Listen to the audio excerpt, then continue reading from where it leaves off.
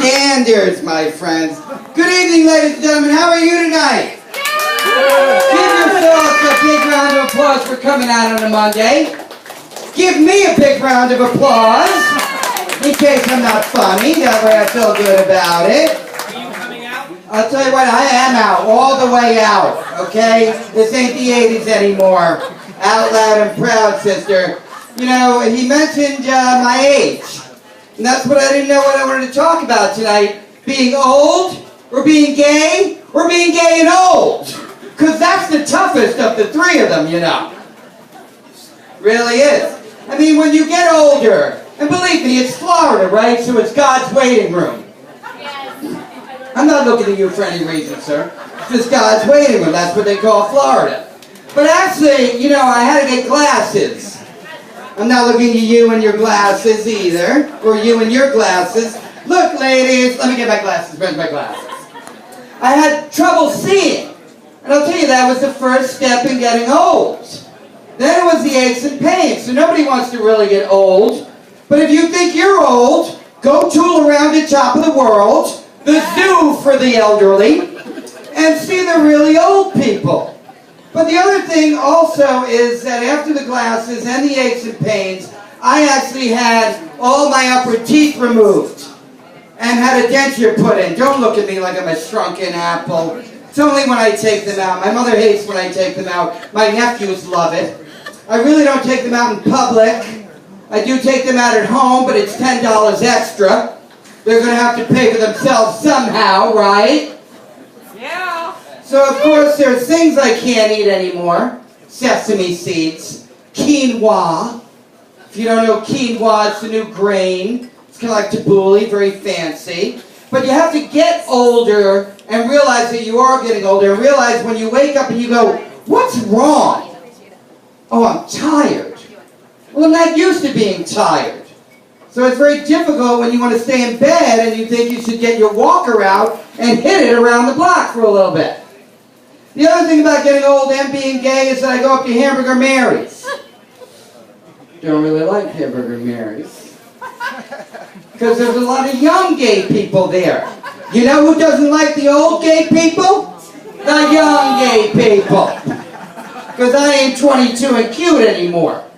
Cute, yes. 22, no. But there are times where if I don't have my glasses on, being an old gay person, I get very scared when I get up in the morning and go into the bathroom. Because if I don't have my glasses on, I'm liable to grab the wrong tube. Because nowadays everything comes in a tube. Toothpaste, Fix-A-Dent, hemorrhoid cream. So one day without my glasses, I'm afraid that I might shrink my gums by putting the hemorrhoid cream on the dentures and then get a really tight seal where you don't want a really tight seal. So it is difficult. It was also very difficult for my mother. She has 2 gay children. It's a little rare, sort of like twins, you know. But she had to deal with it, and it was the 80s when I came out to my mother. And as a matter of fact, when I told her about myself, I actually threw my younger brother under the rainbow bus. Because she said to her, if you're gay, your brother's gay too. Jack had a Howard Jones faux hawk in the 80s, black fingernails, and walked around in a toga. I don't think it gets much gayer than that, do you? I mean, really, in our backyard, my mother was like, what's wrong with your brother? I said, I don't know, Mom. I think he's gay. Smokescreen. Definitely wanted Jack to hide me. But I will have to tell you, being older, you know, you have to definitely take better care of yourself. You have to watch the vitamins, the drinking. What do you got there? Chicken wings. Can't eat that many chicken wings. It's tough to get old. But I'll tell you what, if you really want to see the old people, like I said, stop by Top of the World. It's not really that top of the world anymore. My mother was a young 70, and you know who hates her? The old people that can't move. The old people that are bitter. Oh, what, you can still walk? How dare you? It's almost become like, maybe when they built Top of the World 40 years ago, it was really top of the world. Now it's kind of like middle of the world. It's almost like Section 8 housing for the elderly. And I'll tell you what, the other thing, and I'll tell you what, if I wanted something back from my youth, it would be my eyesight. It would not be any fertility. Well, I don't do the Viagra thing, so that's not an issue yet. You just have to wait and watch those TV commercials, see if I start losing that. But I'll tell you what, I mean, getting older. Who's the oldest person in here? Let's see if we can find the... No, you're not, honey. Please. Yeah. We're here. Who? Who? How old? How old? 60. 60-something and you're 50-something. Ladies and gentlemen, they're out. It's after 9 o'clock and they're here. Give her a big round of applause. You don't live at top of the world, do you? You don't live there? No, not yet. Not yet. Bottom of the world. Well, it'll be there another 5 years, you know. I actually had a client the other day tell me that she came down here as a little girl with her mother and father, and they had been to Disneyland, right? So then they were going to see Grandma at top of the world. And as a little girl, she pulled in and said, "Oh, Grandma lives at Disney," because all the Dairy Queen cones, the Russian top things they have at top of the world. So she said, "Grandma, you live in an amusement park." And she said, "No, I don't. I live in a senior living apartment complex." And she said, "Grandma, that sucks. You didn't get to see any rides. You didn't get to see Dumbo. It's been a tough time at top of the world.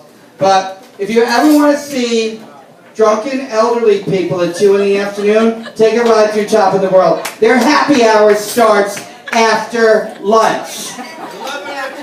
11 o'clock. So, how do you know that? Been there for drinks at 11 o'clock. Bingo. I recently got in trouble at the bowling alley here in Dunedin, where I bowl in a league on Thursday nights with my mother.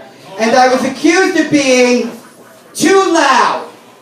Let me tell you something. I grew up in the Bronx with a hearing impaired mother. I do not need this microphone. I enjoy holding it as a gay man, but that's a different story. But they told me last week that I was clapping too loud at bowling, that I clapped too loud. It's a bowling alley. You want quiet. Play golf.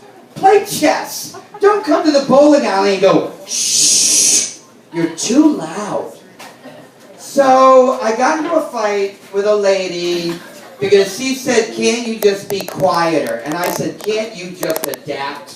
Can't you? Why do I have to alter? Why don't you alter and just deal with me?" So this week I came into bowling. I had a green bag with me.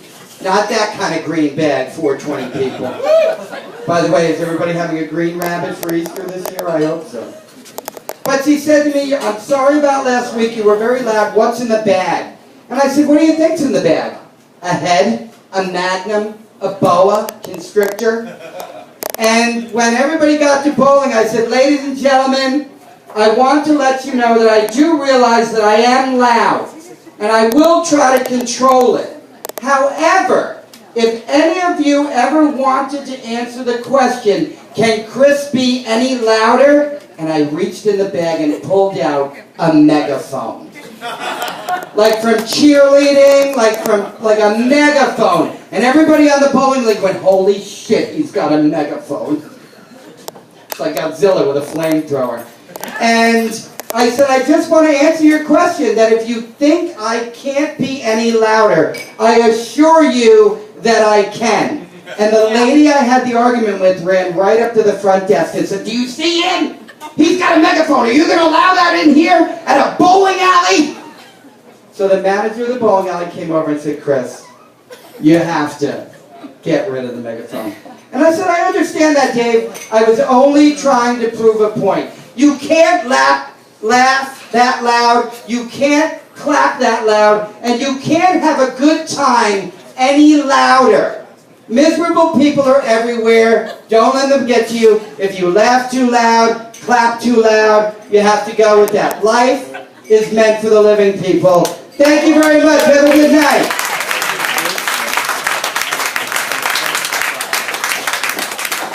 Give me one for Chris. Your 10. Woo! Oh, my saddle's stuck. What did you do to this thing, man? Calm down, buddy. All right, we're going to keep this going. We got a very funny man.